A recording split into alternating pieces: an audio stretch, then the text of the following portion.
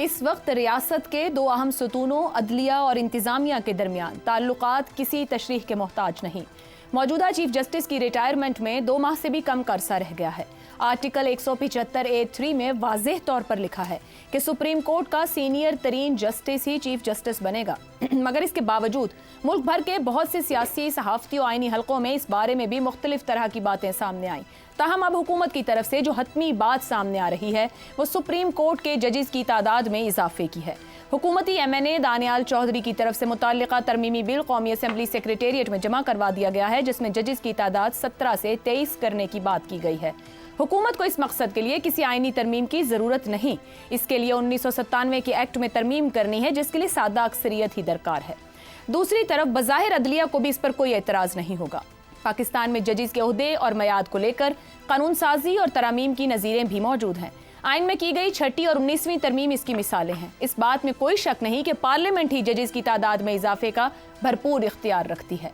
हुकूमती मौक़िफ़ में दम भी है कि सुप्रीम कोर्ट में बढ़ते बैकलॉग के बायस जजेस की तादाद में इजाफा ज़रूरी है। खुद सुप्रीम कोर्ट की रिपोर्ट के मुताबिक 31 दिसंबर 2023 तक सुप्रीम कोर्ट में 55,971 केसेस का बैकलॉग मौजूद था और अगर अभी की बात की जाए तो करीबन इसे 59,000 से ज़्यादा कहा जा रहा है। मगर इन हक़ाइक़ के बावजूद क्या सुप्रीम कोर्ट के जजेस की तादाद में इजाफे के लिए ये मुनासिब वक्त है? एक ऐसे वक्त में जब वुज़रा खुल्लम खुला ये कह रहे हों कि कई जजेस आइन रीराइट कर रहे हैं, कई अदालती फैसलों पर हुकूमती तनकीद सबके सामने है। 12 जुलाई का अक्सरियती फैसला इसकी एक मिसाल है। ऐसे में जजेस की तादाद में इजाफे के कानून पर सवालात खड़े होना वाजिब नहीं? क्या सुप्रीम कोर्ट में एक तरह का तवाज़ुन लाने के लिए जजेस की तादाद में इजाफा किया जा रहा है? हमारी इंतजामिया की सोच क्या अब भी यही है कि आला तरीन आइनी और रियासती इदारों में अपने बंदे की ही तैनाती होनी चाहिए? माजी में इस सोच के नताइज क्या निकले? आला तरीन रियासती इदारों में अपना बंदा लगाने के नताइज मुल्क की तीनों बड़ी सियासी जमातों के सामने आ चुके हैं। PTI दौर में आला तरीन आइनी इदारे में भी अपने बंदे लगाने के नताइज आज हमारे सामने हैं। ऐसे में सवाल यही है कि क्या हुकूमत को जजेस की तादाद में इजाफे की कानून साजी फौरी तौर पर करने के बजाय मुनासिब वक्त का इंतजार नहीं करना चाहिए? इसी मामले पर पैनल की राय आपके सामने रखेंगे। हमारे साथ हैं शहजाद चौधरी, इफ्तिखार अहमद, जैगम खान और हमाद गजनवी साहब। प्रोग्राम का सवाल आप सभी के लिए।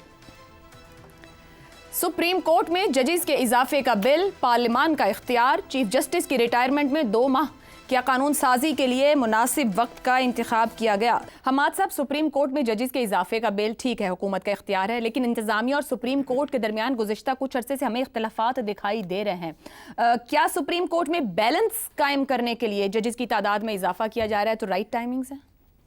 2-3-4 बातें हैं इसमें, सब पे छोटी छोटी बात करेंगे जी। जैसे आपने कह दिया, कॉन्स्टिट्यूशनल पोजीशन बिल्कुल वाज़ेह है, कानूनी पोजीशन बिल्कुल वाज़ेह है। हुकूमत जज बना सकती, मतलब हुकूमत नहीं, पार्लियामेंट जजेस तय कर सकती है, उसका नंबर ऑफ जजेस तय कर सकती है। तो इस सब में कोई इबाहम नहीं है, ये सीधी बातें।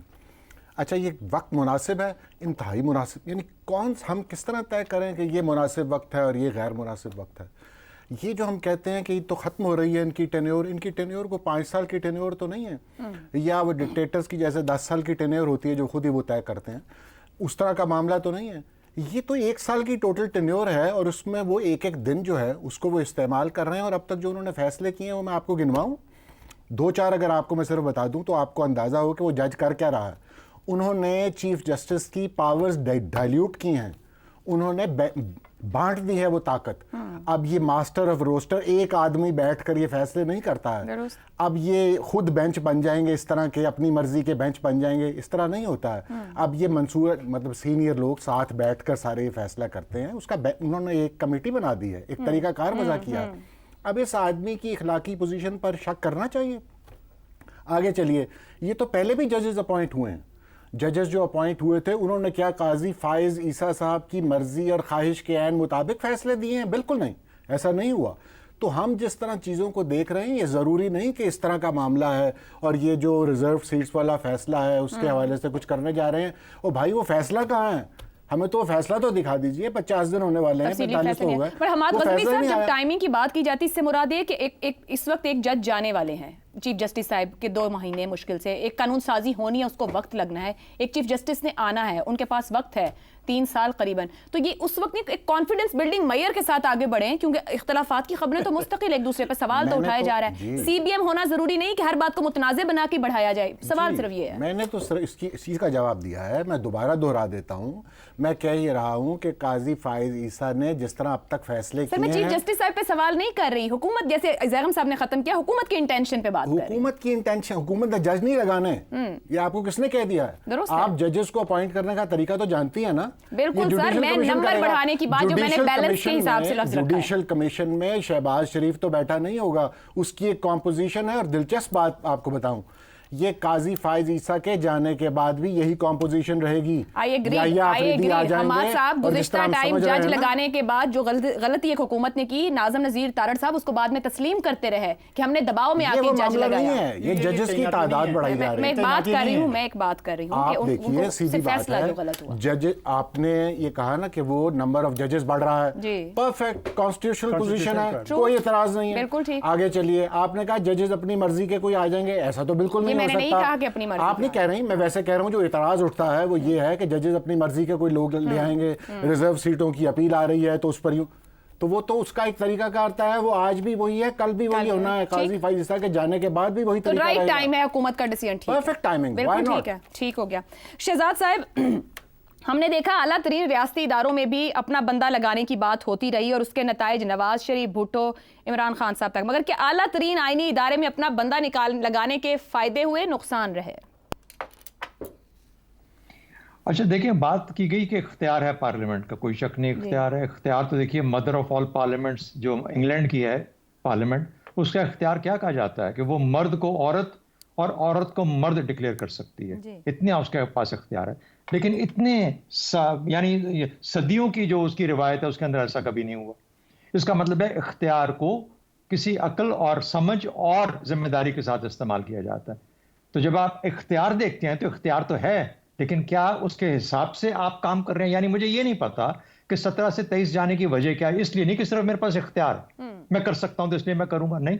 आइन के अंदर एक तरीका, आइन में एक नंबर दिया गया ना, आपने एग्री किया और ये आइन जब से चल रहा है आपने, क्यों हम किसी आइन के बुनियादी चीजों के ऊपर क्यों एग्री नहीं कर पाते कंसेंसस के तौर पे?